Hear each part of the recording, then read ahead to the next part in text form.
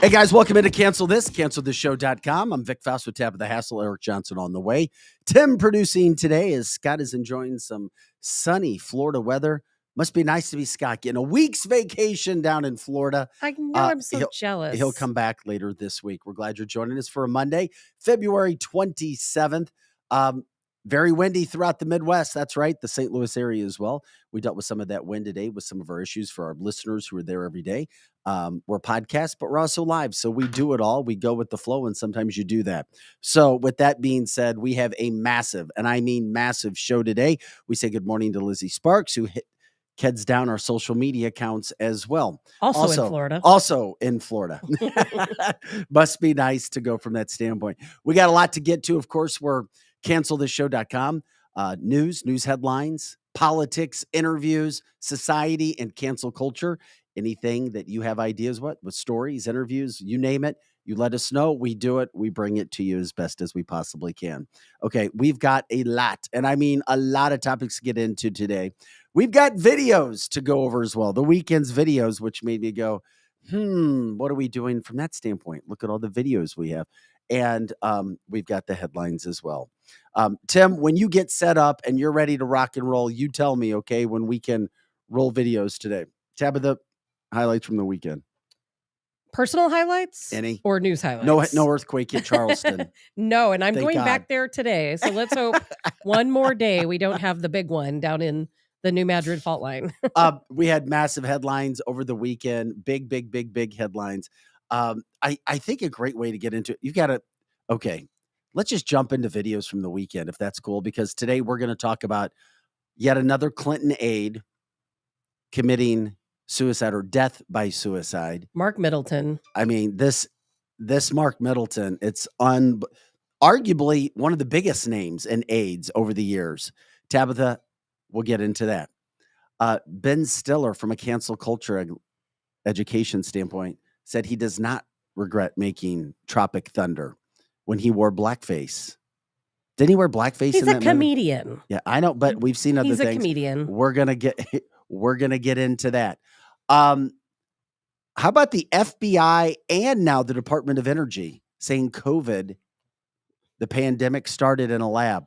More than likely, they're on the same side. We tell them that a long time ago. You know, Vic, when I know we'll get to that topic eventually. When we do, I just want to make sure everyone was aware, in case they're not tuned in then, that our government knew from day one, that it started as a lab leak in Wuhan from day one. Because you know what? When we were on the war on COVID, starting in March of 2020, guess what? We knew, and we knew because the FBI reported on it. The CIA reported on it. In March of 2020, they've always known this. Yeah. So we'll get into that. Another massive topic that is coming down the Ron DeSantis wanting to roll back press freedoms. I love it. I do too. If you're a journalist and you F up, if you go after people wrongly, and we have seen that, there could be consequences. He's trying to make that happen. We'll tell you how many days President Biden has spent on vacation during his presidency. It'll blow your mind, absolutely blow your mind. So, and there's so much more to it, Vic, than that. I can't wait until we get to that topic because it's more to it than that. So with that being said, let's jump right into Joe Biden. When you get a chance, Tim, we'll roll down these videos from the weekend that you may have missed that you needed to see. Whenever you get it loaded up, we'll start with the Joe Biden video. Okay. Over the weekend, I was out and I had somebody who's a Democrat, but listens to the show, and that's what we like, and said, hey, man, I'm just going to tell you, I like Joe Biden. And I'm like, okay, all right, that's cool. He's a millennial. He's an African-American man, a friend of mine. And he's like, but those videos, man, you need to stop, man. You make him look really bad. And we make him look bad? And I said, buddy, I'm not making him look bad. He makes himself look bad. He's like, oh, I know. So if you're listening, my friend, cancelthisshow.com, you can always jump in the comment line like everybody else. This is Joe Biden being asked if he was going to ever visit East Palestine, however you want to. He still hasn't been there. And he's not going. Did you Former hear? President Trump's been there. He announced that he will never go. Did you hear that? To East Palestine. God. He is not going to go. He said he doesn't need to go. Tulsi Gabbard, former Democratic presidential hopeful, is even gone. Here's Joe Biden being asked that question. Just listen to his answer. This is your president of the United States of America. Not my president. Palestine, Ohio. Are you planning to travel to East Palestine, Ohio? No, not. I did a whole video. What the hell? Zoom. All I see every time I think of Zoom, that's calling to my generation. Who's zooming who? There are no words. You know what he's talking about. Don't you? Who's zooming who? Yes. Can we hear it one more man. time, Tim, when you get a chance? Once again. Palestine, Ohio. Are you planning to travel to East Palestine, Ohio? No, not. I did a whole video. What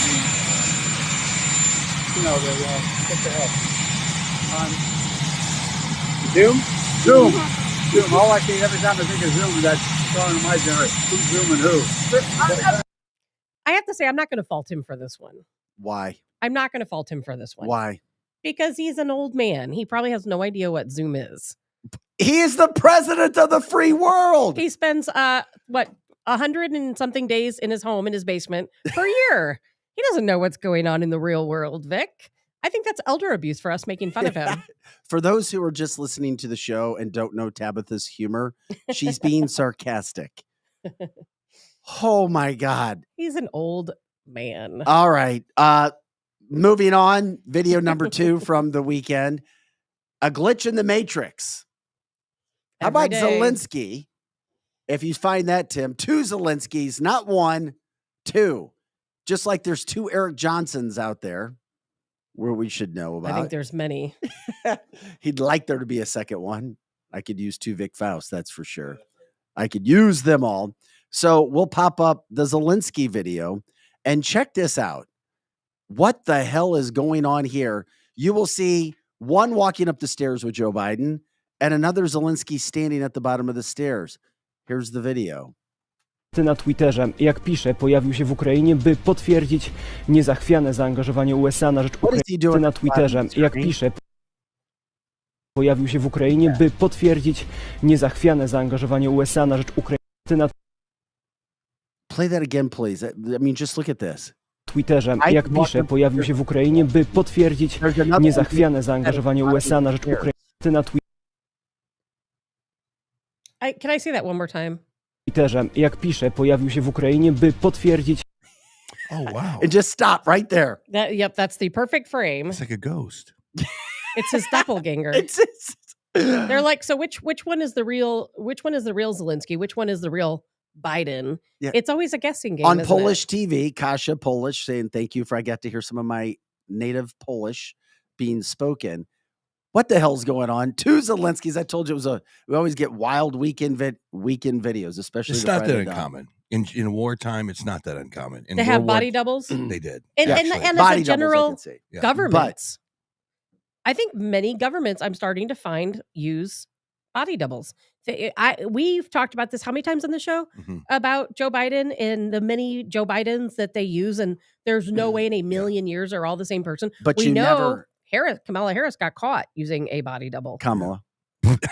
Cammy. You don't make Drew mad today. Also, but Eric, normally you don't see the 2 if there is a body double. Yeah. You don't see I know. Keep you them apart. Don't see him 3 feet away It's from so me. obvious. Keep this guy in the garage, would you?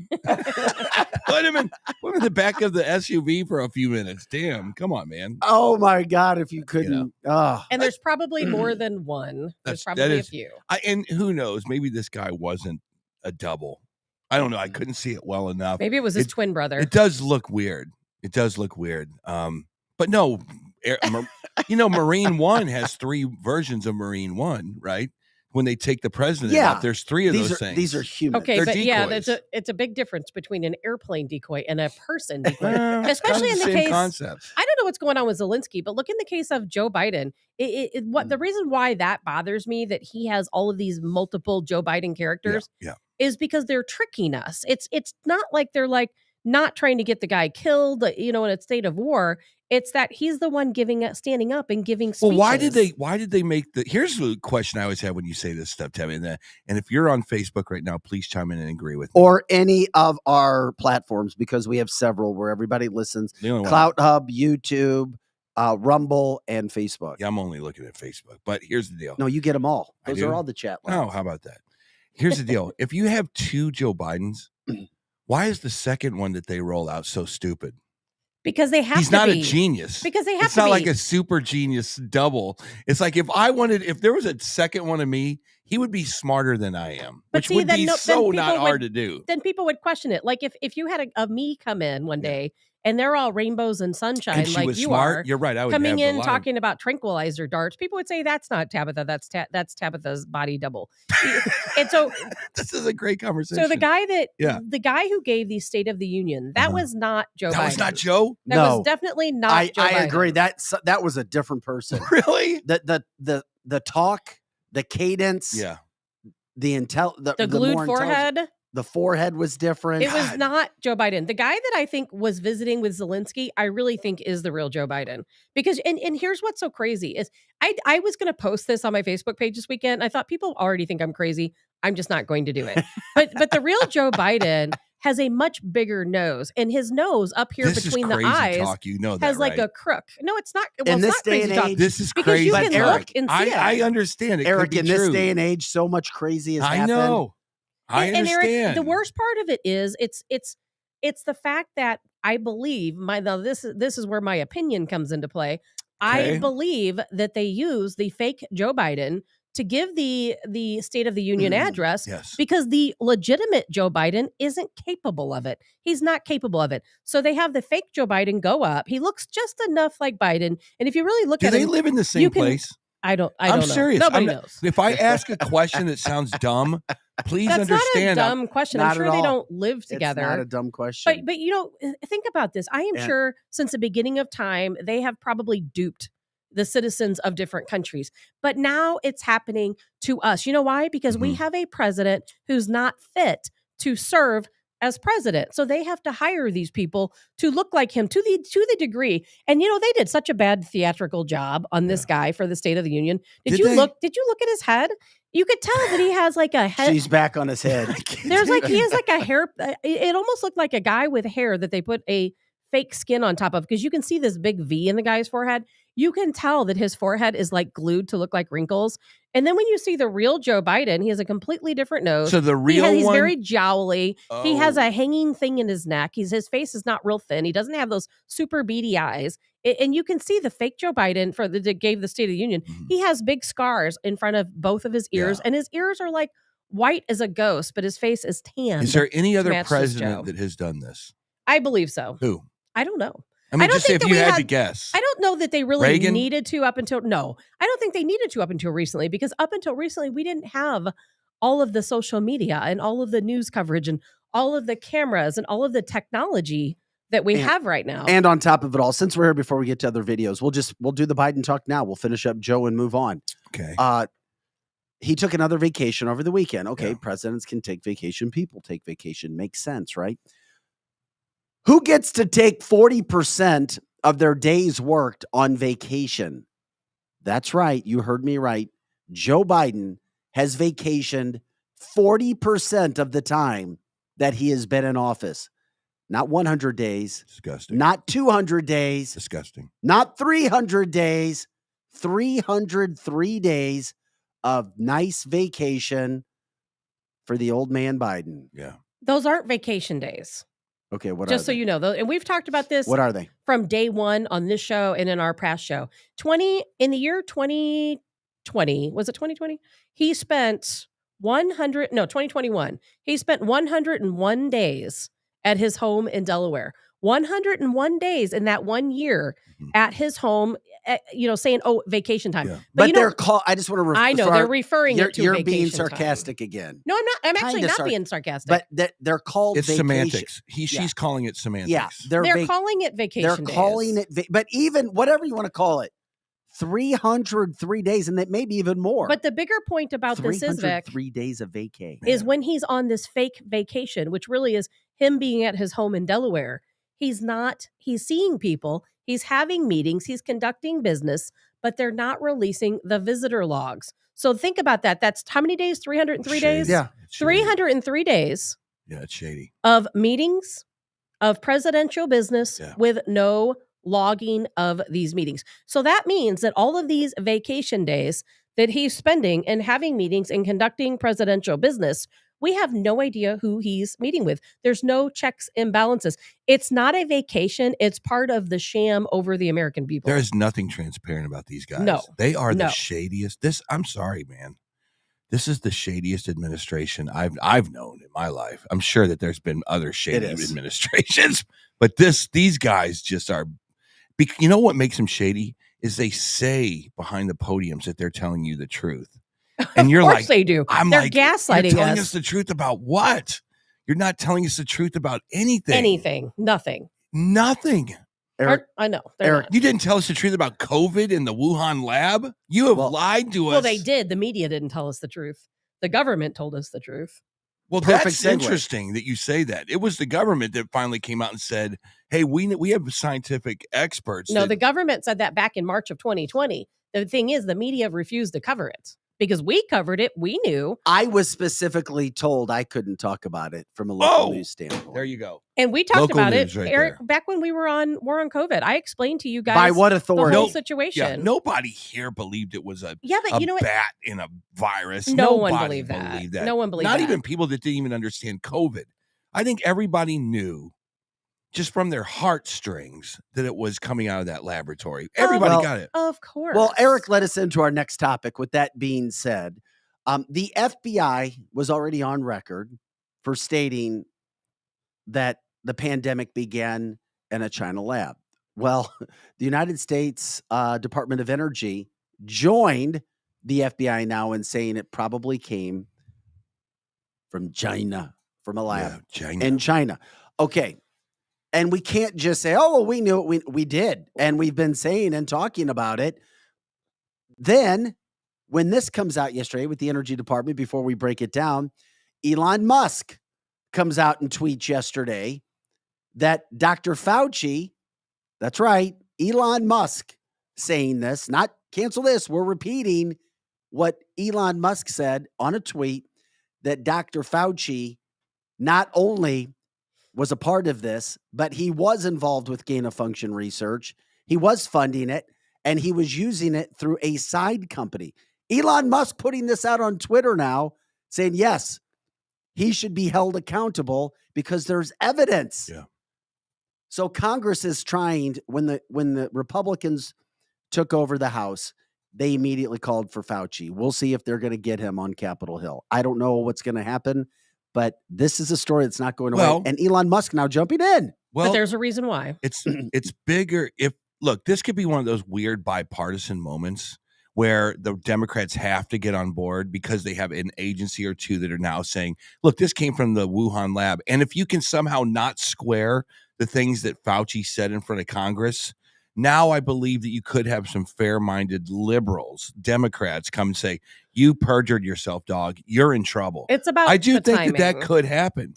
Eric, it's all about the timing, because you know why? Because we're going after China right now. You know, this information is not new. It is not new. When we first started the war on COVID back in March of 2020, one of the very first things we talked about on that show, because I had started researching COVID before we even began war on COVID, which is I'm sure why you guys asked me to be on that show. And at that time, already before we started that show, the CIA had already released a report that said, and I've stated this numerous times on the show, that our government monitors all biolabs, Yes. level 4 biolabs. They should. All across the world. They absolutely Absolutely. should. And as part of that monitoring, they monitor cell phone signals in and out of the lab. So at any given time, our government, our CIA knows how many people are in that lab by their cell phone signals. Okay, today there's 300 people in the Wuhan bio lab. We can see all their cell phone signals at that lab. Well, starting, I believe it was on October 6th, those cell phones started to dwindle, where there were fewer and fewer each day. And then I believe it was by October 12th, all of those cell phones were gone. The lab was closed. And guess what happens? We have COVID emerging across the street from the Wuhan lab at the wet market. And now if you go back and look back to that time, they tried to tell us, oh, it started at the wet market. The pandemic might have started there. knew. If the guy that was infected went to the Wuhan, it might not have been an animal. It could have been a human. We don't brought it there. And that's exactly right. So, what? We don't know. And Right. from there, all we can do is speculate. And I think many of us speculate that at that lab, whether it was an accidental leak or an on purpose leak, we don't know. But I think that they were working on bioweapons in that lab. I think COVID is a bioweapon. And whether they leaked it intentionally or accidentally, I really don't know. I think the next shoe to drop here, and it's exactly what Tabitha said. NIH, the WHO, they're not even allowed to go to the Wuhan lab and explore. You would think if it was an American, well, they're funding it though. Yeah, if it was an American or European project or even Australia, whatever, there would be so much. It'd be like, look, let's get to the bottom of this. This might be our fault. We will be culpable for all of this stuff. Not China. China's the only country, and Iran are the only countries on the planet that just don't have to stand up to scrutiny of any kind. You're right. And you know what's changed, Eric, is now we're getting ready to go to war with China. Yeah. And now you're going to hear the media blitz against China and against Russia, because now it's time for the news. Our mainstream news is nothing more than government propaganda. Liberals love China. Liberals love communism. Liberals love Marxism. Not all, but they do. Some. They love the socialistic aspect of what goes on, and they always praise China. They don't know it. I know. I get it. They don't know it. There's nothing about liberalism that has provided any positive nature to this country. Nothing. You can make a case for everything. Defund the police, the Wuhan laboratory and sticking up for them, commandeering the media in this country. Nothing liberalism has provided to us. But how many people will fall for the propaganda? But it's just interesting to me that now, like what you just said, the media and the government is starting to turn the page, and all of a sudden it looks like. Well, they're trying to get your sympathy, because when we go to war with China, they want Americans to say, okay, I understand why we're going to war with China, because guess what? They released the COVID and tried to deny it. So I am all for us going to war with China. Wow. They're going to release that and a number of other things. I didn't mean that, guy. But just think about what national news told you. Yeah. What local news told you. And even if there's a standpoint where, okay, this is what the government is saying, so we report what the government says. This is why I've always said it's difficult to trust local or national news, only because until they start covering all sides of the story, you can't trust it. Right. True story. You've got to cover all sides. And just because you have some executive news directors and people at the national level, well, it's done. Even if it's not done on purpose, you can't be afraid to cover all sides of the damn story and at least give the option, hey, it could be this. There are people who say that it can be this, and this is why. Yeah. Those people were never given platforms, ever, because I asked. I know personally, and I was shut down every time. Now, and I was the only one.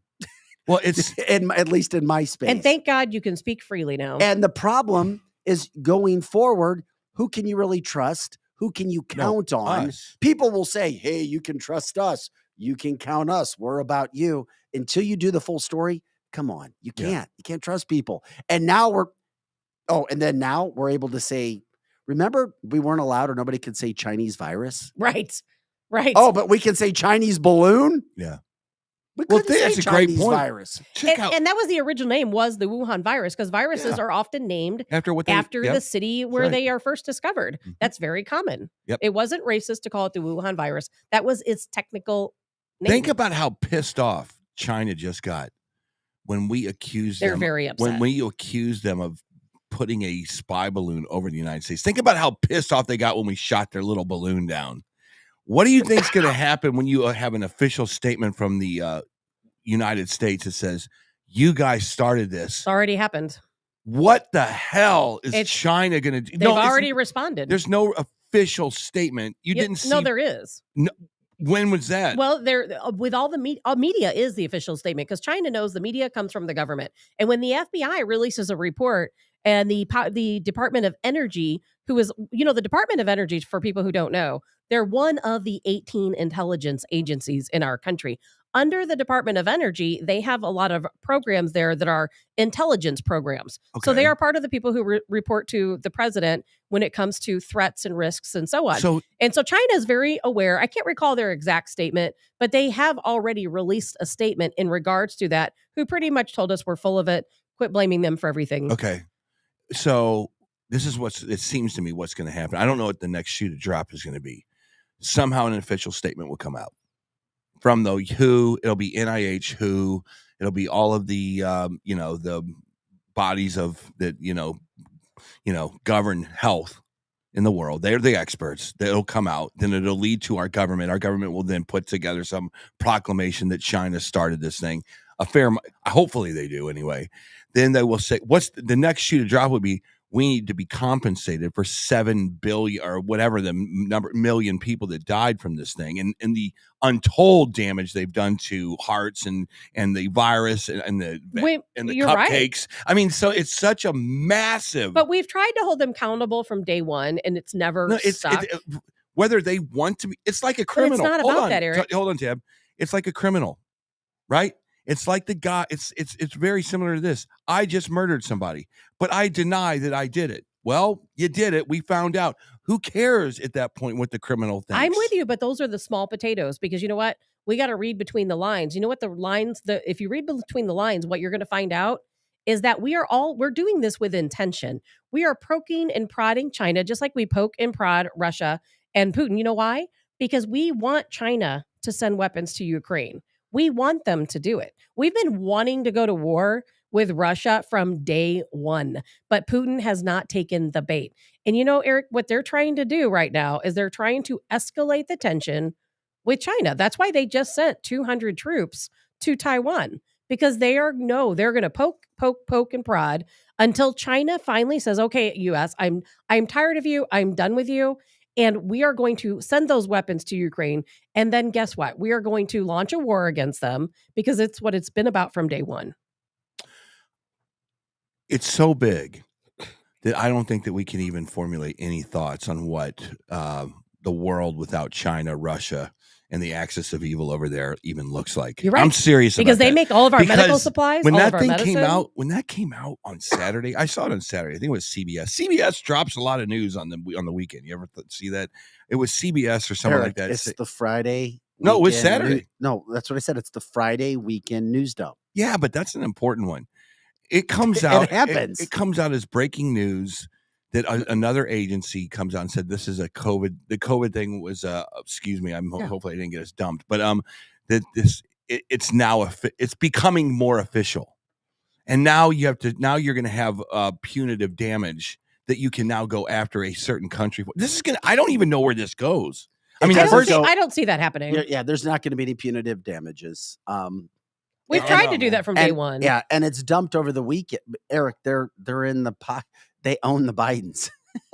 China, there ain't nothing happening for the American people when it comes to the Department of Energy and the FBI saying that the virus was created. So is that the government turning on Biden then? Lake?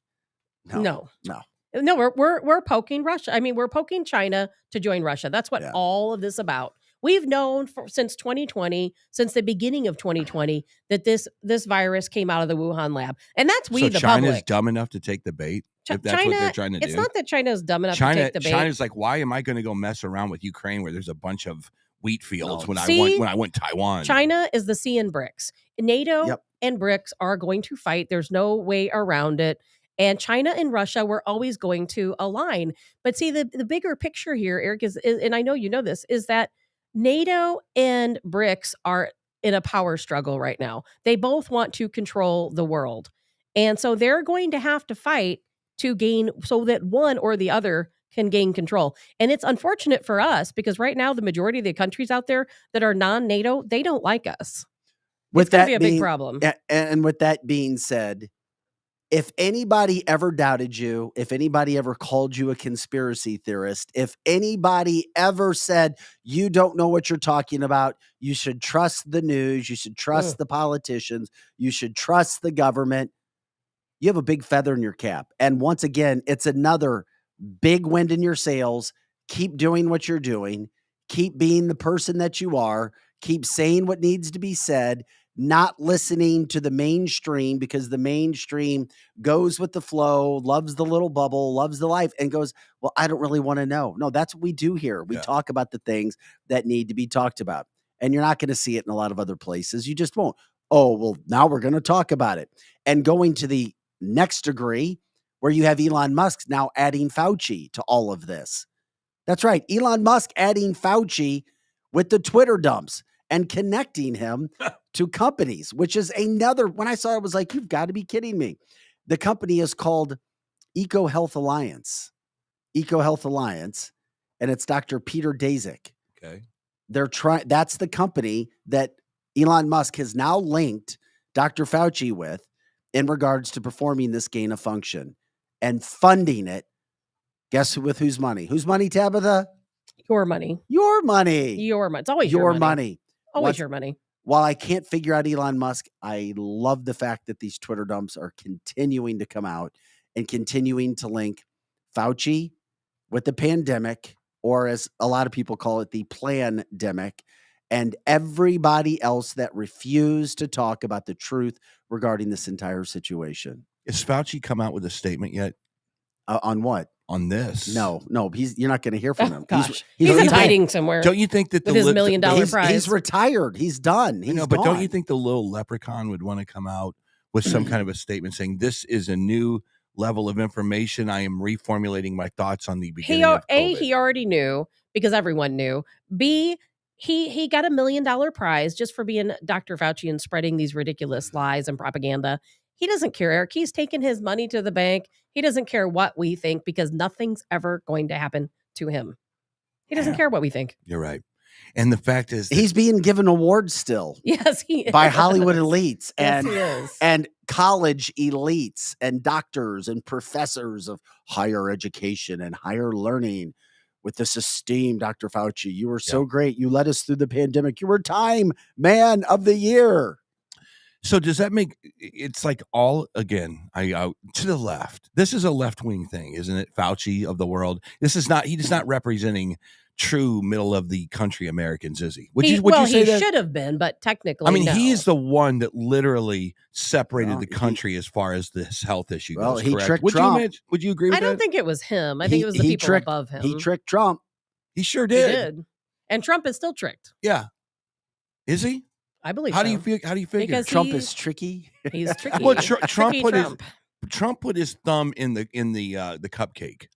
Okay, if that makes any sense. He was the one that says we're not going to just sit here and do nothing. We're going to develop with the. I can't even say the companies, can I? Can I say the companies? Trump, Eric, Trump still to this day says his vaccine program was a huge success.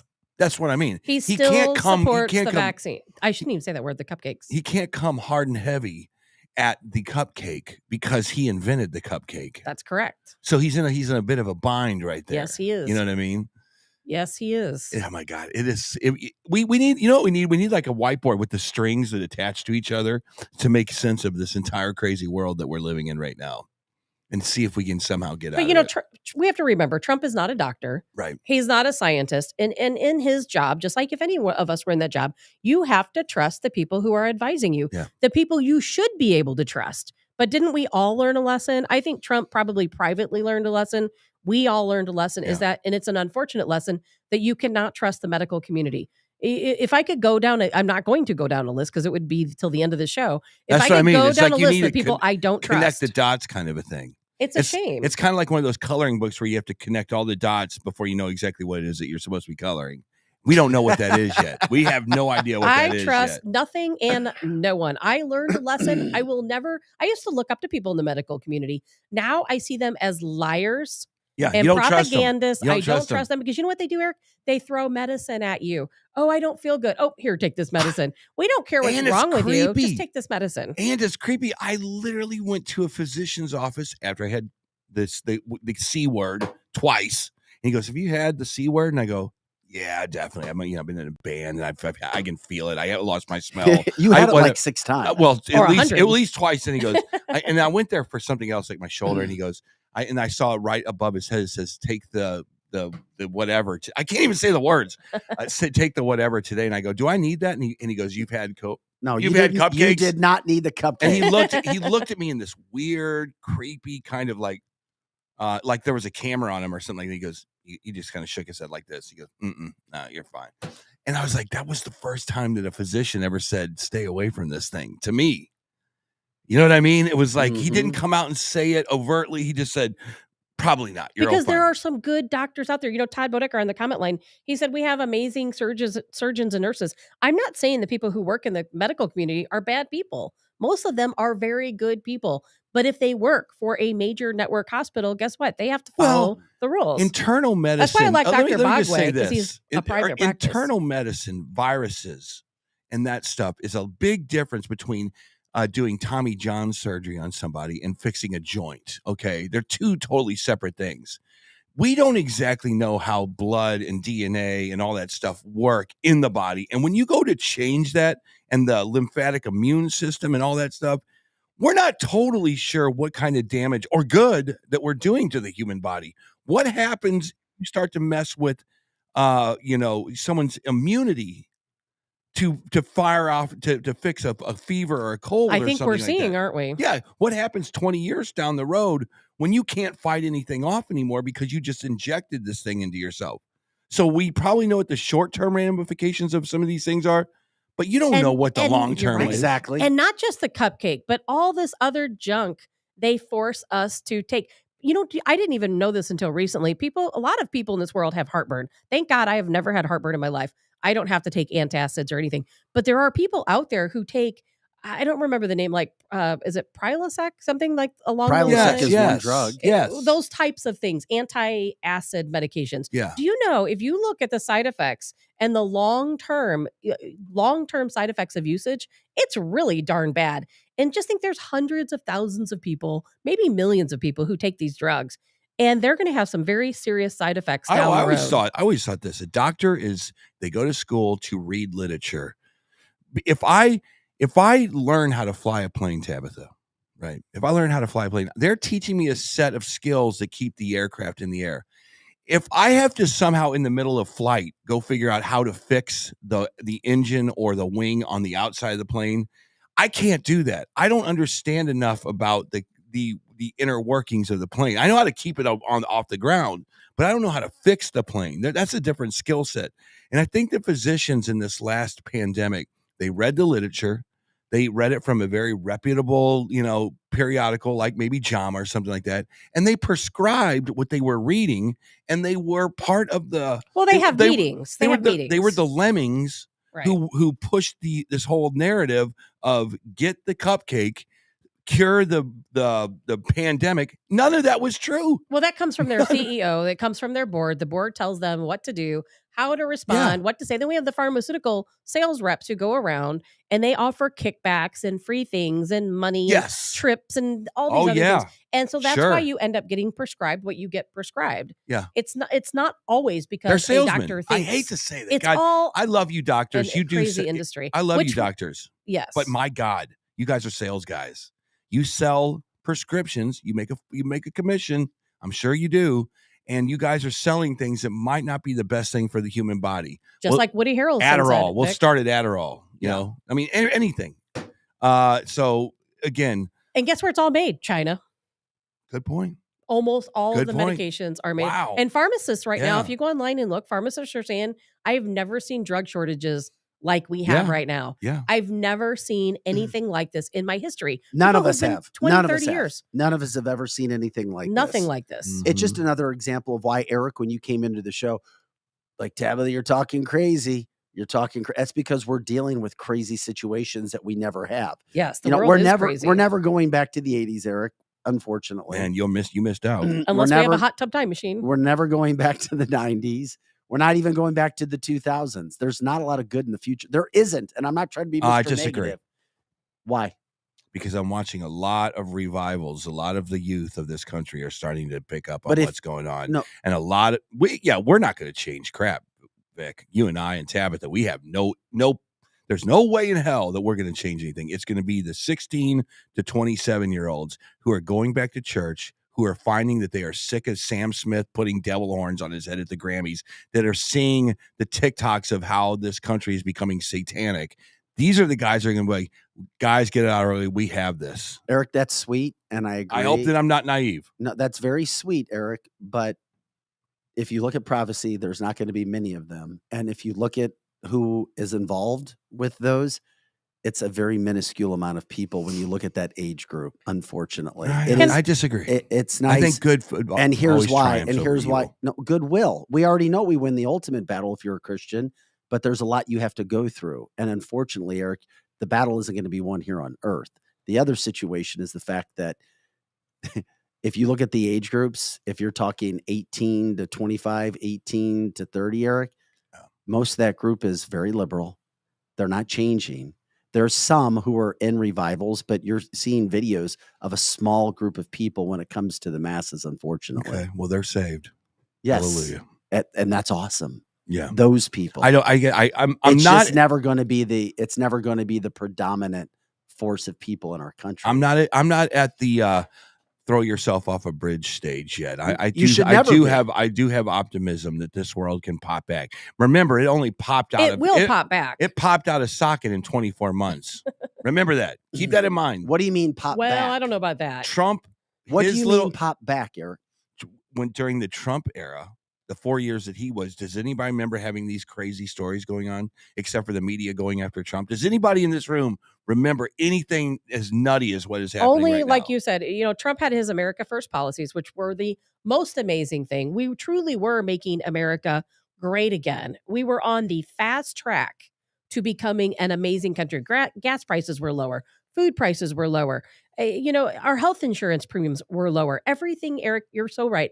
And the country was better. Yeah. And you know what's so crazy about that? Look at all of the people who hate Trump, all the people who attacked him, all of the media in particular that went after him when he was doing all these amazing things that not only helped conservatives, that helped everyone in this entire country. Yeah. And we didn't have these crazy wars. Pugga Ling or somebody on the comment line was talking about, hey, stop pretending we're not at war. We are at war. Eric, we're in two different wars. We are in a war already. Yeah. Already Which with one? Russia. People don't want to admit it. We are already in a war with China to a degree. Gorbachev and Ronald Reagan Different split kind. up. That's a Trust whole me. different story. Trust me. And we are also at a spiritual war. Yeah. The spiritual war is the important I one. can't recall a time when the line was so drawn in the sand between good and evil. Yeah. You see it everywhere you look. You see good, you see evil. I used to wonder who's good and who's evil. Now they're all showing themselves for who they are. It's all so obvious right now. It's evil. And thank God for these people coming out and for that movie, Jesus Revolution. I can't tell you how many people shared with me this weekend that they went to see the film. I did not see that. How you was need it? to go do that. How was it? I've already told you how it was. It was fantastic. I worked the screening. I mean, the movie. So I saw it numerous times. Yes. It's a fantastic movie. What makes it different from other religious movies it's that we've inspiring. seen? It's inspiring. Okay. It's inspiring people because the majority, I'm not going to say the majority, but a lot of the churches you see right now, a lot of the Christian churches, Baptist churches, Bible-based churches, a lot of them came from this movement back in the 60s and 70s. Yeah. It's all about how Chuck Smith and Greg Laurie came together in California at the Calvary Church and how from that movement, they saved a generation of people. If had this movement not happened back in the 60s and 70s, we would have gone downhill a long time ago. And now there are so many people hopeless and desperate for change and wanting to reach out, wanting to find their faith because we don't have anything left to cling to. Yeah. I think we should be very fortunate of what we've seen at the Super Bowl and what we saw at the Grammys in the last round because said. I think it puts a legitimately tangible face on what there is a one side that is trying to do, and it is fascinating. It's fascinating to me because I'm a Christian. I believe 100% on what I see. You with are a my good eyes. Christian, yes. And I think that there was a lot of ambiguousness to, Hollywood's evil, celebrities are evil. It's a bunch of, and then you go, yeah, I don't see the evil thing. It was on full damn display. And yes, that's right. And it was they don't care what we think anymore. And it was on full display for younger people to see and That's go, right. I don't want to be a part of this garbage. Yeah. And I think that we were fortunate. It was on display at the Super Bowl. Yeah. And the Grammys. I mean, I'm like, and most of the concerts that The Weeknd does, he has Satan that pops up in video. I mean, and did you know he's the number one artist right now on Spotify? Of course, number one. Number one. Hey guys, we're gonna take a quick break for our commercials. We appreciate you jumping in and using advertisers who are partnering with us. But when we come back, lots to get to. The Ben Stiller story. He's not gonna let cancel culture come after him. He is very well connected in Hollywood, though. Does it make a difference if you're connected? Maybe, maybe not. Also, the big story too from the weekend, it gets released over the weekend. Or it happens over the weekend. Another Clinton aide, a very popular Clinton aide, dies by suicide. What? Again, another one drops. Suicide Ed? Or suicide?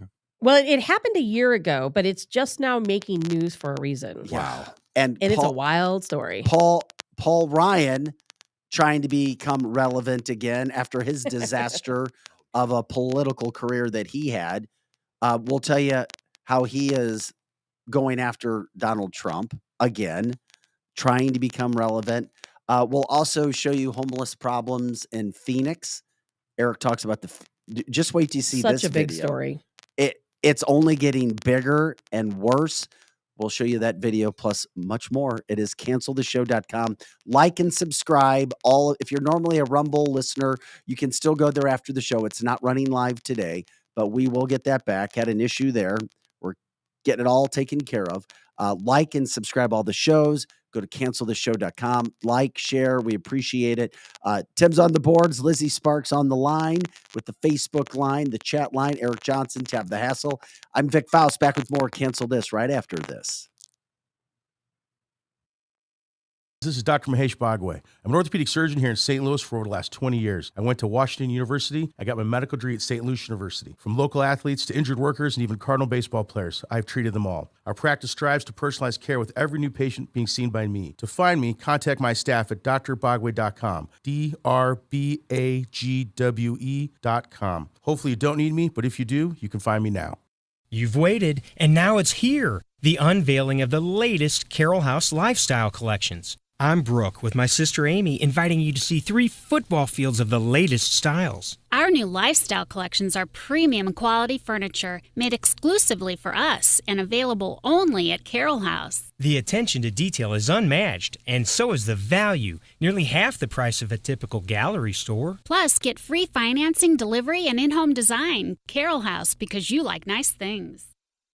White Glove Exotic Services is St. Louis's first concierge vehicle service center. Alex David's team is passionate, certified technicians. They have industry-leading tools and equipment. They do it all. They pick up and deliver your car, hands-free. Plus, they have elite detailing service, customized PPF wraps and tinting, and inspection and titling assistance. White Glove also specializes in logistics and storing options, vehicle listings, and consignment. White Glove Exotic Services. Check them out at cancelthisshow.com. Kathy O. Big Strick, owner of Experience Real Estate Partners with eXp, has been one of St. Louis, Missouri's highest selling groups for 26 years running. In that time, Kathy and her team have successfully assisted an incredible 4,000 families. So if you're thinking about buying, building, or selling, be sure to put Kathy's group and their experience to work for you, and you can expect to be moved. Just give her a call at 314-276-SOLD. That's 314-276-7653, or find her online at experience-re.com. Winty's in the Chesterfield Valley, if you don't know, is a family-owned business that has been around since 1994, serving some of the best chicken wings in town, no joke. Also known for their fresh burgers, pizza, and incredible smoked meat. Top-notch happy hour specials are included, plus live music every Friday and Saturday. Oh yeah, you can also enjoy their spacious heated covered patio. It's Winty's in the Chesterfield Valley, 18,000 Chesterfield Airport Road.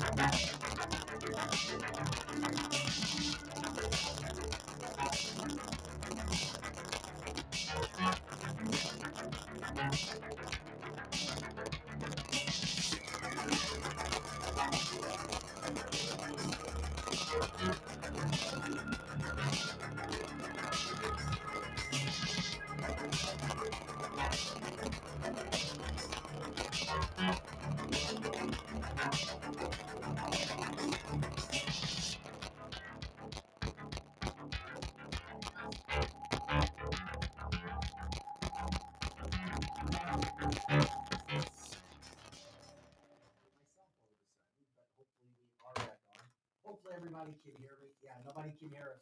Now we're back on. Whatever you did, Tim, I'm back on now. Okay. Thank you for welcome back in to Cancel This. Thank you for being patient with us and coming back in as we go to those commercials. I think you guys can hear me loud and clear. I find that by myself. With that being said, canceltheshow.com. Tim on the boards, running everything production-wise today. Eric Johnson, Tabitha Hassel, Big Cost, Lizzie Sparks on the comment line. Okay, guys, what a packed show in the first hour. And then, yeah, we know we're being told they're static. They're trying to work that out right now.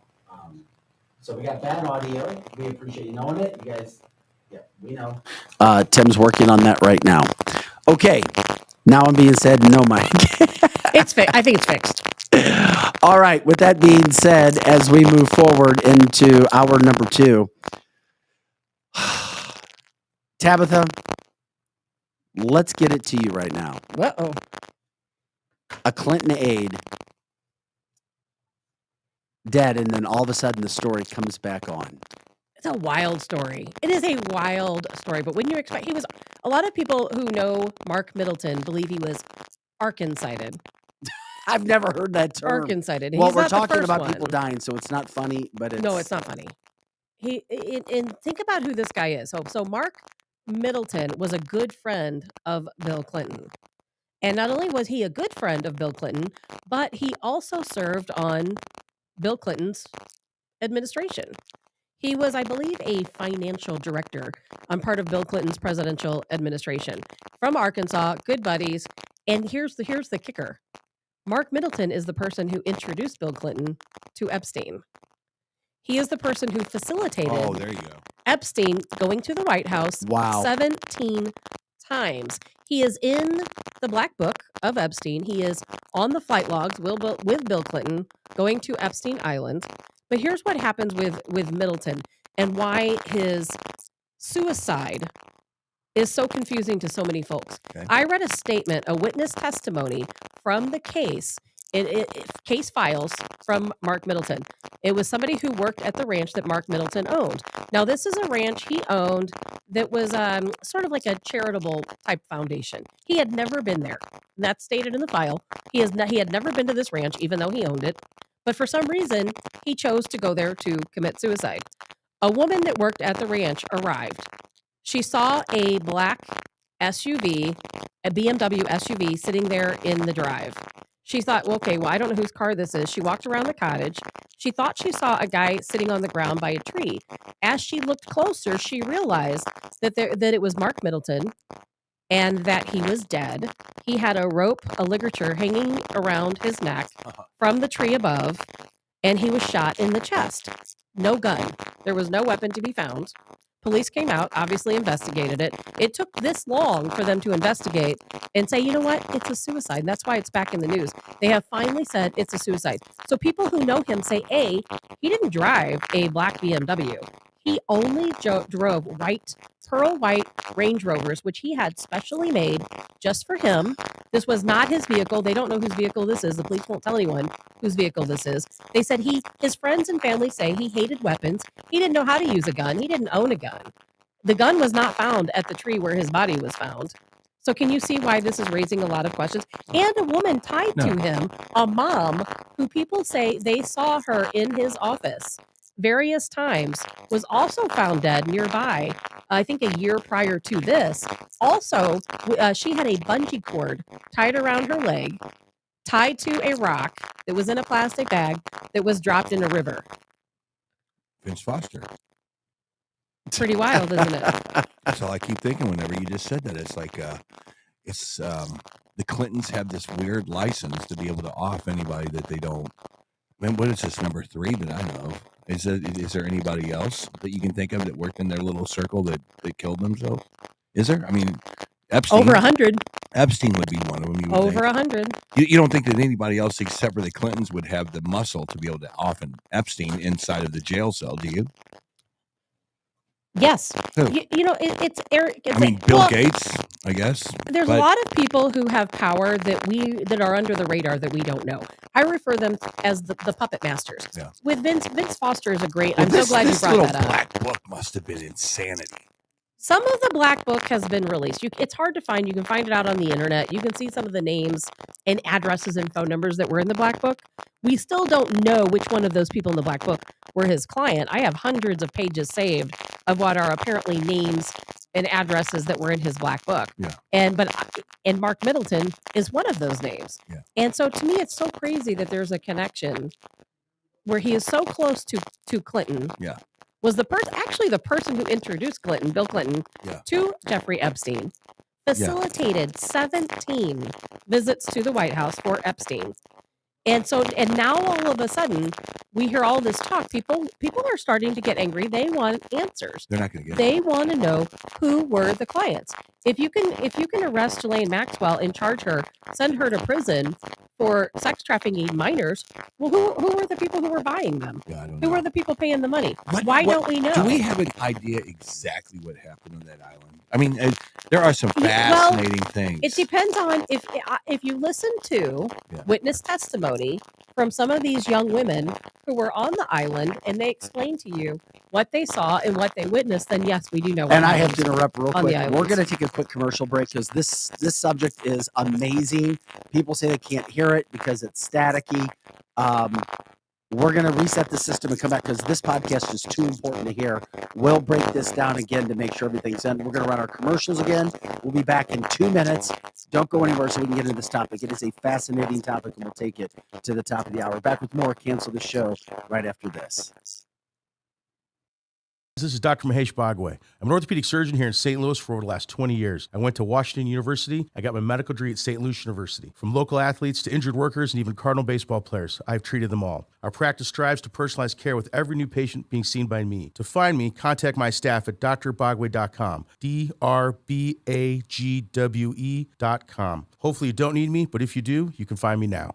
You've waited, and now it's here, the unveiling of the latest Carroll House lifestyle collections. I'm Brooke with my sister Amy, inviting you to see 3 football fields of the latest styles. Our new lifestyle collections are premium quality furniture made exclusively for us and available only at Carroll House. The attention to detail is unmatched, and so is the value, nearly half the price of a typical gallery store. Plus, get free financing, delivery, and in-home design. Carroll House, because you like nice things. White Glove Exotic Services is St. Louis's first concierge vehicle service center. Alex David's team is passionate, certified technicians. They have industry-leading tools and equipment. They do it all. They pick up and deliver your car, hands-free. Plus, they have elite detailing service, customized PPF wraps and tinting, and inspection and titling assistance. White Glove also specializes in logistics and storing options, vehicle listings, and consignment. White Glove Exotic Services. Check them out at cancelthisshow.com.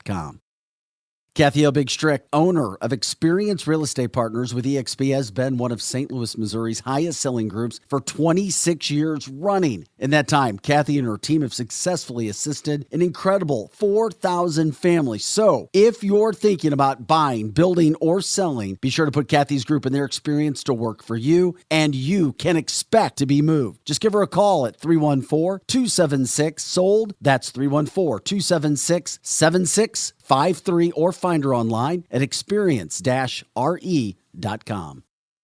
Winty's in the Chesterfield Valley, if you don't know, is a family-owned business that has been around since 1994, serving some of the best chicken wings in town, no joke. Also known for their fresh burgers, pizza, and incredible smoked meat. Top-notch happy hour specials are included, plus live music every Friday and Saturday. Oh yeah, you can also enjoy their spacious heated covered patio. It's Winty's in the Chesterfield Valley, 18,000 Chesterfield Airport Road.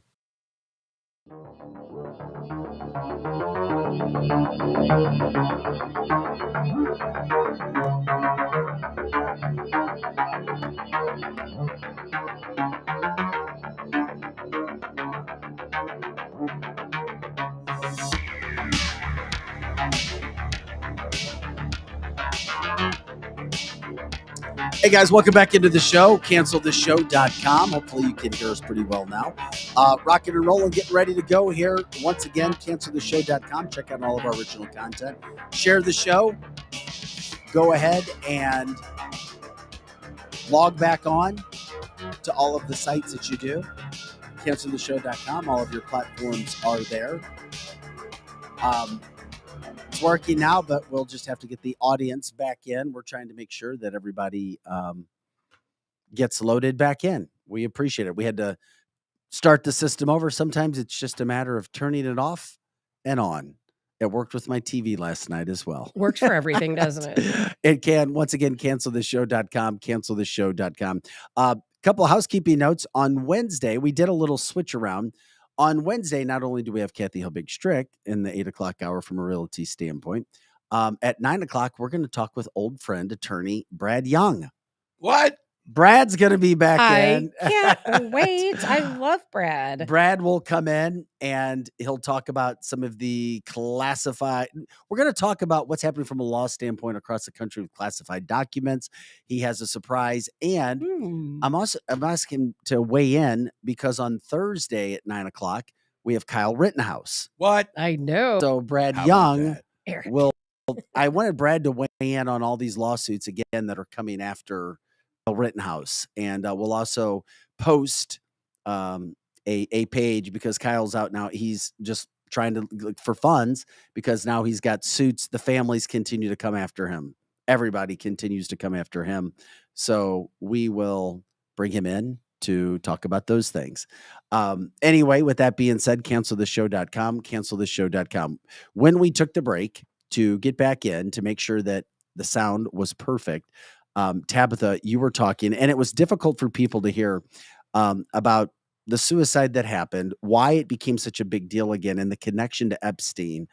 And it was fascinating because I looked at our chat line. Robert said, did Epstein work for the CIA? You never know. With this whole situation. If you want to recap that really quick, that would be good as well. Sure. We I don't know how much people heard. We were talking about the death of Mark Middleton, the suicide of Mark Middleton. Mark Middleton was a friend of Bill Clinton, a good personal friend. He served on Bill Clinton's administration as some type of financial advisor. Mm-hmm. And he was what we believe was Arkancided in May of 2022. And the reason why this is in the news now is because his death has been under investigation this entire time. Yep. There was a lot of red flags. A lot of people on the scene, a lot of witnesses said this is not a suicide. His family, friends, a lot of folks said this is not a suicide. But now, interestingly enough, and I didn't add this before, I believe it's his wife and his brother have said, no, it was a suicide. And that leads me, and this is speculation, it leads me to believe, were they told to say this? And so recapping on how Mark Middleton died, as I was stating, I read a witness file from the court case that stated, now, Mark Middleton owned a charitable ranch in Arkansas. And even in the police files, it says Mark Middleton had never been to this ranch before, even though he owned it. He had never visited it before, never been there before. But for some reason, we are supposed to believe he chose to go there to commit suicide. A witness report, a female witness, she arrived at the ranch. Apparently, there's a little chalet or a cottage there. She pulled up. She saw a black BMW SUV with the trunk open. She witnessed that. She walked around the cottage. As soon as she did, she thought she saw a man sitting on the ground underneath a tree. As she got closer, she said, okay, that's Mark Middleton, and he is apparently deceased. She said that there was a ligature, which was a bungee cord wrapped around his neck, wrapped around the tree above him. There was a table there, which allegedly maybe he stood on the table. Correct. He had a shotgun blast to his chest, but there was no weapon. No weapon. Right. And so that obviously raised a lot of questions. His friends came forward, his coworkers, and said, well, Mark didn't drive a black BMW SUV. That's not his vehicle. He didn't own a gun. He hated guns. He didn't know how to operate a gun. He would have never chosen to die by suicide by a gun. That just would have never happened. And you know what? Nobody knows you better than your friends, right? You either are or you're not. And it's easy to say, well, you don't know what somebody else is going to do. But why would this guy be in a car that has yet to be identified, by the way? In all the files I read, no one has said who owns the black BMW. But Mark, and they're not going to. And they're not going to. But they said Mark was so particular about his vehicle that every year he ordered a brand new white pearl Land Rover from the dealership, special made. He would have never driven a black SUV, BMW SUV. And here's the real kicker, is that he was the person who introduced Bill Clinton to Jeffrey Epstein. Can you please repeat that? Yes. Mark Middleton, who was Arkansas-sided, is the person who introduced Bill Clinton to Jeffrey Epstein. And not only is he the one that introduced him, he is the person who facilitated 17 meetings between Jeffrey Epstein and Bill Clinton at the White House. Because that's on logs. on Public record. Yeah. It's on the presidential logs. His name is in Epstein's black book. His name is on the Lolita Express list with Bill Clinton. So we know they visited the island together. He mysteriously ends up dead. And it's taken this investigation this long. May of 2022 is when he was found. And it's in the news now because finally they've completed the investigation and they have surmised that, yes, this was a suicide, despite the fact that there was no gun. And here's what's a crazier point of this for people who follow cases. The police actually made this statement. They said, well, this was a shotgun blast to the chest. He shot himself with a shotgun to the chest. And they said it was such a clean shot that there was no blood at the scene. Well, when you shoot, it stops your blood flow so that you don't splurt out blood, if that makes sense. Technically, it's possible. With a shotgun? Eric. Technically. That's what they're saying. You can surgically shoot yourself with a shotgun? How could this guy hang himself by a tree, shoot himself in the chest with a shotgun? And how many other cases have we heard? And also there was a woman who witnesses came forward and said this woman was financially tied to not only Epstein, she was a friend of Epstein, she was financially tied to Mark Middleton. People had seen her in his office. She also was found nearby, I think a year prior. She was a mom in the area with a bungee cord tied to her ankle. She was drowned in a river. And the other side of that bungee cord was tied to a rock wrapped in a plastic bag, dropped in the river. What are the odds? Well, it's the common denominator. But there was I don't think there was any Jeffrey Epstein back in Vince Foster's day. But it seems like everything but I think Vince was a part of the whole the real estate thing that they had going. What was that thing called? I can't remember. It was a failed real estate venture. Yeah. Yes. But it was so these guys don't believe white in the court. something or White Rock or whatever. Whitewater or White. I don't remember. They don't believe in the court system. It's their own system. They are the judge, jury, and executioner, is what it looks like to a lot of people. Jeffrey Epstein just knew too much. There was no way that he was going to get to any kind of a witness stand, in my opinion. It's very odd that some guy who's supposed to be guarding this very private cell falls asleep at 2 a.m. or whatever. No way, not a chance. I'm just going to take a nap here. Everything looks like it's okay. See you later. Yeah. Everything- Two guards, Eric. Not one guard, two Cameras guards. go off at the same time. 2 guards were sleeping, not 1, 2. Yeah. People Because they that don't were want to see roofing. the truth won't see the truth because they'll stay closed-minded. Yep. The Drew Collins of the world, other people that will attack because how dare somebody they voted for or thought was great be associated with anything bad? It's unfortunate. It's denial, but there's a lot of people who live in denial, unfortunately, and that's fine. You're entitled to live in denial. However, if and when you say that Tabitha should be sued for what she's saying, you've lost your mind and you hang on every word that we say. Yeah. And, that's fine. Yeah, and I With think that even the being said, Clintons. because this is just a breakdown of what's happened that your national media refuses to tell you. That's right. I think that even fair-minded people, even the Clintons would go, yeah, this is really peculiar. Yeah, I could see. We got to clean this even one if up. they didn't do anything, I could totally see, Hillary and Bill being in the kitchen going, oh man, that looks a little bit odd. But is there 100 people tied to the Clintons that have died in mysterious ways? I didn't know that. I have no idea about that. I thought it was 3. Oh no, the list is over 100. I have the list somewhere. It's over 100. Yes. Is that true, Vic? I've heard high numbers. I haven't heard 100, but I mean, that's how shady their stuff has. And I'm to not be. saying they're responsible for all of these 100 deaths, but it's awfully strange. very strange very coincidence. strange. Because there's a lot of people around me who have died, not over 100. Yeah. Not over 100. Not people I worked with, people who knew my, intimate business, people who were part of dealings with me. No. Yeah. But we wanted to reset that. We took more time on it because we were trying to make sure that we could at least get into some of the things that were going on from that standpoint. Another big story that we had to bring up today, and it kind of gets into this whole situation. We've seen reporters and newspapers be able to attack political figures, people, companies without any, and I mean without any fear of something coming back on them. You make somebody guilty by what you say. Well, Ron DeSantis has had it in Florida.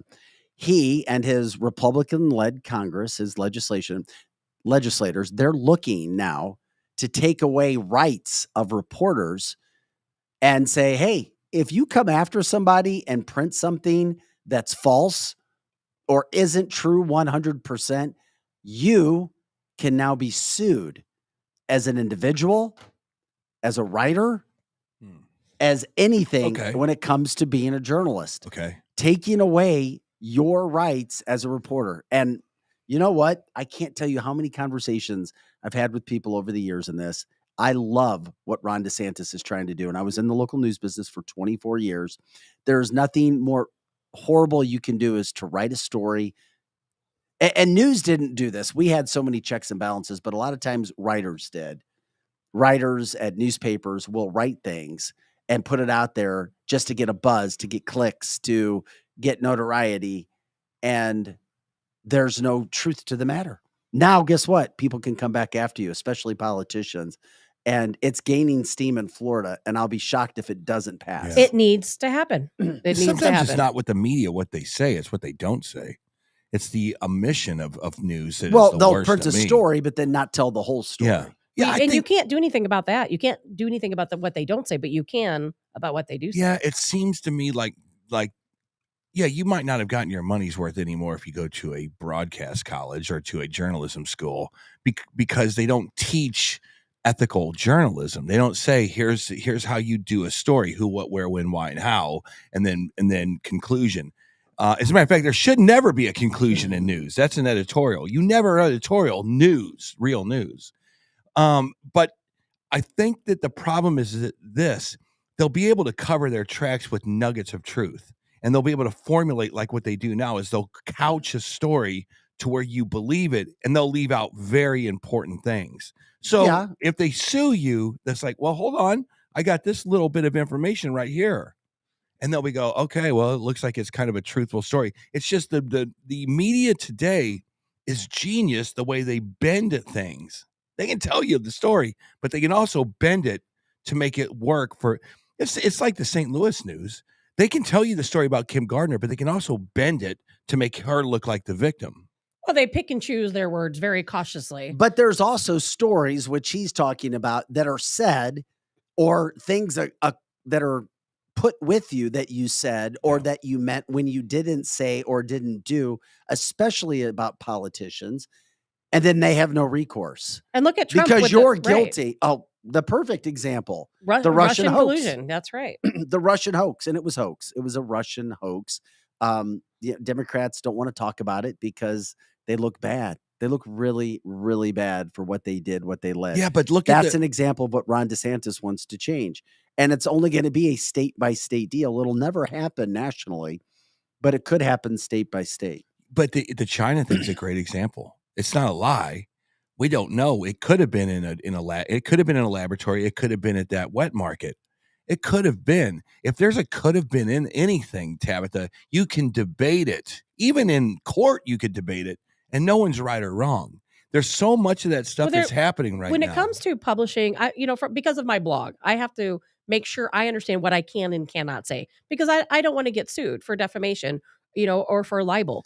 And so I have to be very careful. But defamation it's almost impossible to prove. It's very, very difficult. To some degree, yes. But, as a writer, when I write things, I have to make sure, obviously, you always want to use the words allegedly, even here. But whenever I write, to make sure that no one can sue me for some of the things I talk about, I make sure that I state my opinion. Okay. If I'm talking about my opinion, I state that's the problem, my opinion. If I know it's a fact, then I say, hey, this journalists is a fact. are not giving Tabitha their just opinion. nailed it. They're writing, though. Yeah, Tabitha just nailed it.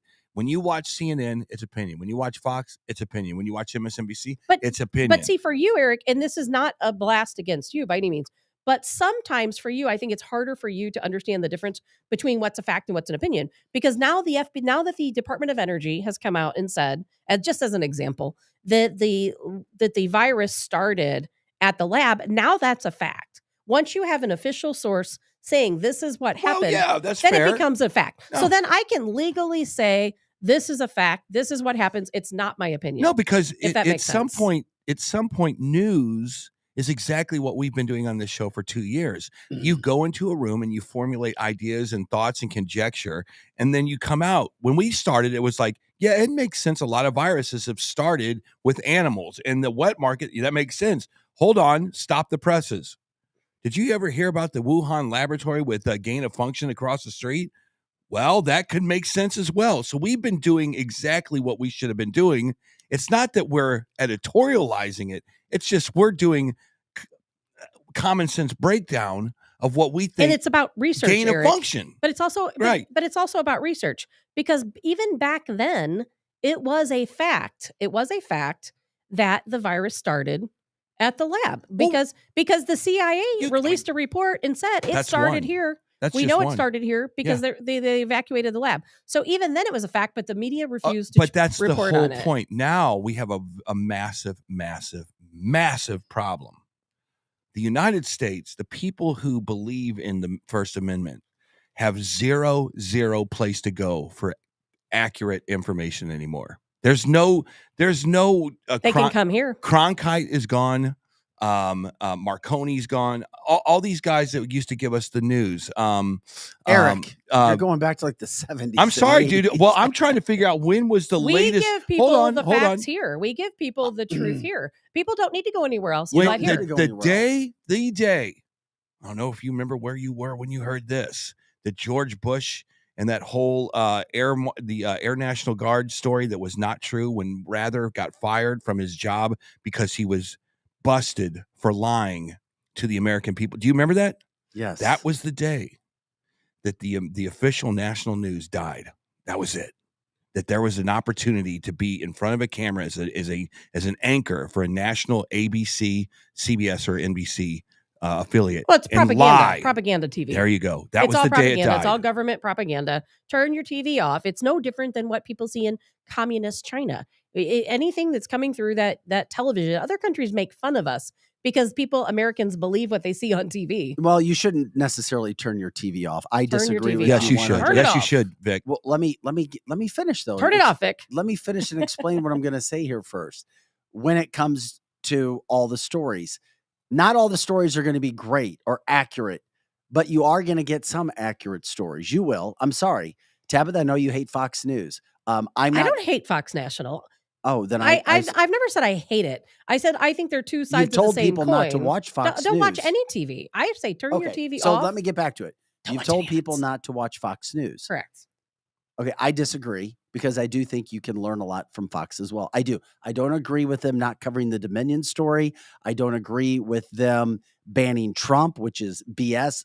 Everybody should be covered. Everybody should have a voice. But I do think there's some things you can learn. And it's also good, I think, to watch here and there what other people are saying that don't agree with you, so you understand how crazy they are, where they're coming from. Because to have any open dialogue with anybody, whether people are going to change their minds or not, and most of the time they're not, but we have to have dialogues. We have to have conversations where you try to understand where people are coming from, at least understand why they may be saying something different. And you really don't get that a lot of times unless you're watching and seeing messages that are put out. You have to know what you're fighting against. I understand your point. I understand your point. Once in a great while, I hate to do it because it just infuriates me. I will turn on MSNBC just to see what those idiots are saying. And I'll be like, oh my God. And then I get mad. Then I turn it off. Fox, if you watch Tucker or Levin or some of these other folks, some of the stuff they say is good stuff. I love Tucker. Most of the stuff Tucker does is good. Yes. Not everything Hannity does. I don't like everything Levin does, bits and pieces.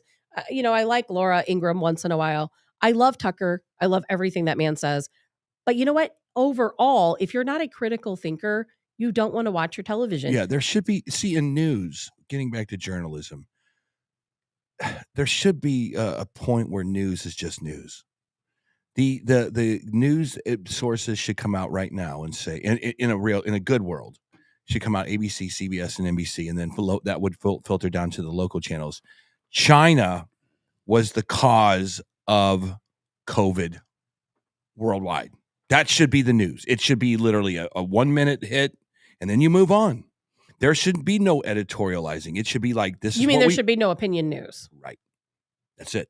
Should be truth. You can opine all day about ideology. You can talk about Kim Gardner all day long about how to defund the police prosecution, but you can also say the news should be able to say Kim Gardner is definitively the reason that crime has spiked in the St. Louis area, because we're smart enough to know about cause and effect, because we're smart human beings. We're smart people. I just think everybody should watch our show every day, Eric. It's like this. I don't want to hear 2, 4, or 5. There's a place for all of us. I don't want to hear 2, 4, or 5 say anything good about Kim Gardner. She won't let any press conferences come in. We need it. We need to get in a room with her and say, why do you think not prosecuting criminals in the city that we built up over the last 150 years? Why do you think that is good for this region? Well, the news isn't, and that's omission of news. Anything good or bad? No, they have to. No, you just report. I'm not saying anything good or bad. I'm saying I need you to sit down, Kim. We elected you. You didn't want them to say anything good about her. It's not about good. I need a Vic Faust or at least an Elliot Davis to be able to sit down across from her. And this is just, I'm just using her as an example. Don't wave me off. Don't wave me off and say, look, you were elected, but we hired you. Now you need to talk to us. So you're wanting the news. I need to know why my mom, they're paid by the government. They're never going to tell the truth. I need to know. That's national media.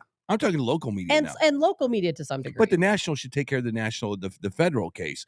The local media should be able to go. And I'm bringing this because Kim Gardner is a national story right now. I've had 3 texts from people that don't live anywhere close to St. Louis. It is a national story. And they basically said, what the hell's going on with St. Louis? And so many other areas. That's another thing DeSantis brought up, is he's been going after these Soros-funded prosecutors. Thank God someone is. Yeah, and it gets us back on that topic. Do you want a final word on I just want to say this about Kim. You can have any ideology you want, but I think that the local media is a complete joke in this town for not just absolutely bum rushing her and say, what the They did. Well, Eric, I'm not a fan of local media, but they did bum rush her last week. What the F makes you think that not prosecuting violent criminals in this city, especially this city, and putting them in jail, what in the F are you thinking when you do stuff like that? And then really just say, you work for us. Remember that. You work for us. I know you think you don't, but you do. We're going to continue to talk about that topic as well, as we do. And we did last week. Hey, real quick, couple other things to get to. Paul Ryan remember Paul Ryan?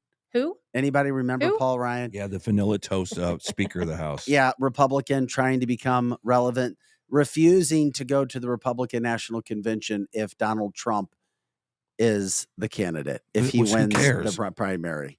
So what's he going to do? Sell beer in the back of the Exactly. And this story was getting headlines in Republican newspapers, Republican radio sites, Republican, you name it. That just goes to show where some of these people are, that they would give Paul Ryan a voice. I was just going to say, I only have one question, Vic. Who cares? My point is, once again, this is a mission against Donald J. Trump. Again, trying anything and everything from within the Republican Party to get him. And I know you guys may disagree, but I still think that party is very divided, and I think it will be an issue. We'll see if somebody can unite it. But using Paul Ryan I know. Because there's no one else. There's no one else. Paul Ryan's you got What's Romney, he even doing you got these Collins, days? you got a lot of never Trumpers. You got Romney Collins, you got Murkowski. I can go down the list. You got a bunch of not never Trumpers, and they could use themselves as a big Zamboni machine at the convention to be. We're the never Trumpers. I mean, they could literally bring in T-shirts. They could bring T-shirts and say we're never Trumpers. They're completely irrelevant. You're wrong. Completely irrelevant. You're wrong. You get a bunch of these never Trumpers on camera. They could. Everything that goes on camera can move the needle one way or another. And they could make a case for, we would like to throw our complete endorsement behind Ron DeSantis. I think, Eric, the reason why I think they're irrelevant is because if you're a Trump supporter, people like Paul Ryan, we don't care what he says. We don't care. I like DeSantis too, and the people who are never Trumpers, they don't affect him. They have so little say these days. Paul Ryan, I saw him, by the way, sitting in the rows at the State of the Union address, and I'm thinking, what is that moron doing there? Who invited him? Exactly, who invited him? Is he throwing his hat back in? Why is his name coming up in media all of a sudden again? What is going on? I don't know. He's completely irrelevant to me. Never Trumpers are irrelevant. Could he be trying to run for president, the primary? I can't imagine that, but I think he will throw his hat back in at some point. There's some very good candidates. I saw Tim Scott was on the air the other day with on one of the news shows. He's fantastic. Nikki Haley, I don't care what anyone says about her. She's fantastic. Not a Nikki Haley fan. I know that you're not a fan. You know who I can't stand anymore is Lindsey Graham, that moron. I cannot stand Lindsey that man. Is an interesting bird. Right. I agree. Yes. Did you hear the statement? And I'm not switching topics. I'm just saying because we're talking about him. No, it's fine. We only had one other piece of video we were showing. The statement that he made the other day, he said, we need to assassinate Putin. I'm like, you in the position you're in, you cannot make a statement like that on public television. You can't do that. You get a lot of stuff these it's days. Unprofessional, irrational. And it has consequences. You can't do it. Getting back to Trump. So if if Trump is an elephant and all of your other politicians are little mouses, and one mouse isn't going to take out Trump, you're going to need about 1,000 little mouses to go after Trump. He's an elephant. And maybe that's the beginning of what's happening here is you have all the Paul's a little mouse. But here's the thing. Do not apologize when you get into public. You look right in that camera and you say, I am a never Trumper.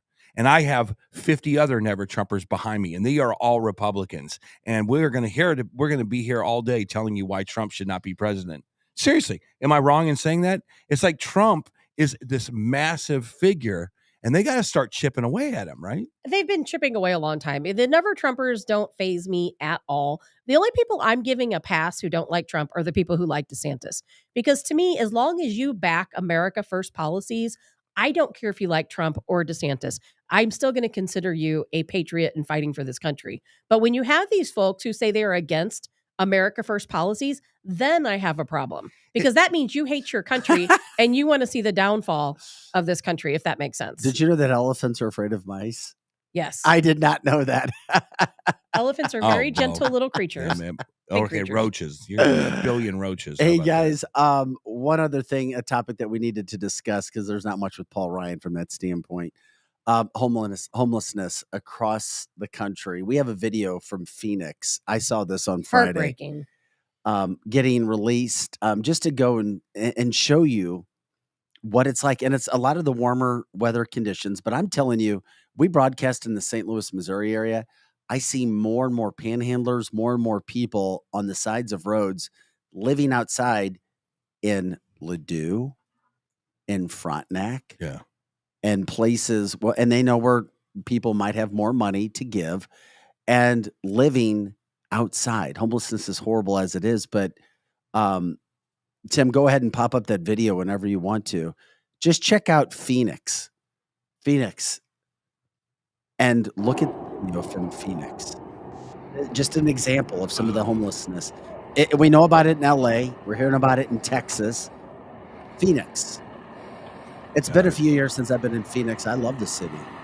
I was loving the heat. I did love Phoenix. Well, Phoenix only has one shelter. It only has, I think, 347 beds. Oh my God, it looks third world. Did you see that little truck?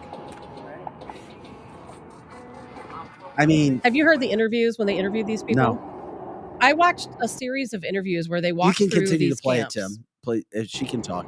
Yeah, I watched some interviews of the folks that live in these camps. There's only 347 beds in the, I believe that's the number, 347 beds in this homeless shelter. So these people have nowhere to go. They interviewed people. They asked, who are the people living in this homeless shelter? There's hundreds of people here. Hundreds, by the way, here in Phoenix living homeless in these shelters. They said 50% of these folks are on drugs and want to be there. They don't want to pay rent. They don't want to have to live a normal lifestyle. And they panhandle. They say they make really good money. In fact, there was a guy, Vic, who used to work for Phoenix's, I think it was Fox 10. True story. Who is homeless now in here. And one of the guys asked him, what happened to you? Why are you here? And he's like, well, I'm on drugs. I started doing meth and I ended up here trying to get myself back in order because he said the majority of these people here are panhandlers and they make too much money to leave here. But then a lot of them were people just like us, don't have family to count on and unfortunately ended up homeless on the street. A lot of elderly. Well, the other thing sad. That's interesting too when it comes, it's all over the country. But I was told by a Ladue cop that yes, they have homeless people. And if you pass through Lindbergh and Clayton, I know right where they are in Frontenac, every day, every hour now, you have people panhandling on the corners. And I'm told that they have people who are living there now on the streets in Ladue. So yes, Drew, I saw your comment. You were 100% wrong. I am 100% right. I talked to the cop and apparently you're not going to Ladue and Clayton. Go to Ladue and Clayton right now, wherever you are, and you will see it's probably not in Florissant where you live, but it is at the corner there. 100%. And it used to not be that way. I lived in Ladue. I went to high school in Ladue. And back then I lived right next to the Carmelite monastery. Every once in a while we'd have a homeless person, walk over by the church. Yeah, it's different. And boy, now. They'd shoo them out just as quick as they could. No, but things are now. so different now. So, and there's another area. There's a little trailer park down by the highway. And I've heard they're starting to assemble down in that area. I cannot confirm that. Yeah. But homelessness, it affects everyone, every community. Phoenix it's everywhere. I tell you what, I can relate to this because being a musician, living in LA or Seattle, when I first moved to these cities, you didn't have no money. You were basically begging people to stay on a couch in their living room. The only thing that's different back then to now is the drugs. The drug thing was not so prevalent. People might think that's a lie, but it's the truth. You weren't on drugs, so every morning you would wake up inspired to at least go look for a job or look for a rehearsal. But the lifestyle of being homeless, I can completely relate to it. I get it. There's something freeing about being in a tent on the side of the highway in Los Angeles and being able to meander around and know that evening you're going to be able to party with your other homeless friends. And then when someone comes up to you and says, hey, you want to get a job working over here at Red Robin? They're like, not just no, but hell no. I'm having a pretty good life right now. That's what they say. 50% of these folks that they polled said they are there because they want to be there. But then the other 50%, Eric, community. It was so sad to see some of these people. They were women who were in abusive relationships. They were children. Some of them were just kids that didn't have family. That's why it's so important for us to recognize, I think. And I was, after seeing some of these interviews, and I was so thankful for my own life, because you know what? If you have family you can count on if something happens, what do they say? We're all one paycheck away from homelessness. Are people giving money to people on the sides of the road? Oh, absolutely. I don't. Oh my God. I do not. Eric, this is a big topic. I've been torn. Nope. Here's $10. Here you go. I've been told. You do? Yeah. Don't do that. Because that's horrible to say. You're not talking about on the surface, it's horrible, but is there a deeper meaning that Tabitha's talking about? Even if they're making a living doing it, who cares? I care. I work hard for my money. I work really hard for my money. And so do they. You think they want to be on the side of the... Yes, I do. You think they'd rather be in a jet with do you know, Eric, have you $4 seen million in their bank account? Have you this is the lifestyle they choose because you know why? Because it's easy. You know what? Some of these people, have you heard there's panhandling rings where they follow these people and they park? I did a story on some of them. Yes, exactly. And Eric, some of them are making $1,000 a day. Is and who isn't. And you don't know who is and who isn't. But you know one thing, I used to volunteer at the Larry Rice Center, the KNLAC, down in Locust. And I'll tell you what, true homeless people, they're usually not out begging for money. They're just not. They're not panhandling at the corner. Those are the folks who choose that lifestyle. They know where you can get help. That's right. This is, but it's something because of that area that I travel a lot. Again, Lindbergh and Clayton Road. Every time I'm stopped, there's people there. No, not 90% of the time, 10 out of 10 times. If you get stopped at a light, you're going to be approached if the light doesn't turn in time where they have a chance to walk down. It makes me feel very uncomfortable because I do care for people. I have a heart. Yes, so do I. I gave a couple dollars. I had $2 in there to a woman. And I was like, oh God, should I do this? Should I do this? It's like, it's not like I'm rich or anything. And I gave it and I felt bad. 2 times since then, I have not. I refuse. And I'm like, one, I said, well, you know, there's shelters. There's great shelters here. Oh, yeah. No, can't make any money at the shelter. Yeah. Exactly. Which is my point. And the shelters are dangerous. And then I look at that video that we're showing. It's like, well, man, none of this is going to get fixed until you guys elect me mayor. So just keep that in mind. If you guys want to, mayor of Ladue, mayor of Missouri, that comes with a good paycheck. I want to be the mayor of Missouri. The mayor of Missouri. And you know, the thing is like this: make it illegal. Here's the deal. I'll tell you this. It's not illegal for them to do that. You're right. I would say this. Make it is, illegal. though, in some cities. I would say this. In many municipalities. I'm going to tell you what you should do. You should make panhandling illegal. You should make sleeping in the middle of any urban area illegal. Eric, it is illegal in many areas. And you should then enforce the illegalness. Well, they can't. And I've talked to many police officers about this. You can't enforce it because they'd be spending their entire day picking these people up, and then they just come back. They can't put them in jail. They don't. That's pointless. Do you want to reimagine police? There you have an entire division that you don't wear a badge and a gun. You literally wear trash. You wear trash clothes and you go and you clean all of these areas up. And you say, if you come back again, you're going to jail. If you come back after you go to jail, then you are permanently exiled from this city. I don't know what the answer is as far as that, but if it's illegal, it's illegal. You see what I mean? If you can't smoke a joint at Parkway Central because it's illegal and there will be ramifications to doing that, then make it illegal to be a panhandler in St. Louis, Ladue, Chesterfield, wherever it is. It is illegal already. It is illegal. Okay, already. Fine. It's not illegal in that area. I've asked about it. But I'm saying in many municipalities, it is illegal. It is illegal. It's illegal in Brentwood. And you see them doing it by the Galleria. If it's on the books, then what you're telling me is the problem is executing any kind of law enforcement. It's keeping them out from doing it. What you're telling me, if it's illegal for me to pistol whip people at Home Depot, I'll get in trouble, I'll go to jail.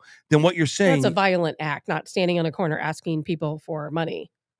Well, who cares what level of crime it is? If it's illegal, let's say if a cop says, here's your first warning, move along and don't come back here. That's your first warning. If I see you a second time, it won't be move along. It'll be you're going to jail. You'll be booked and processed. If you do it a third time, maybe there's more serious consequences to that. So maybe these people, Eric, they don't care. You know, it's a longer subject than I know we have to get into today. But when I was looking at this up in a sec. Yeah, when I was looking into this situation in Phoenix specifically, these people, it was heart touching. It was heartwarming, and yet it was sad, and yet it was also aggravating because some of the people who were on drugs who said they choose to live this lifestyle, they say, why would I do anything different? I have a brand new tent. I have a mattress in my tent.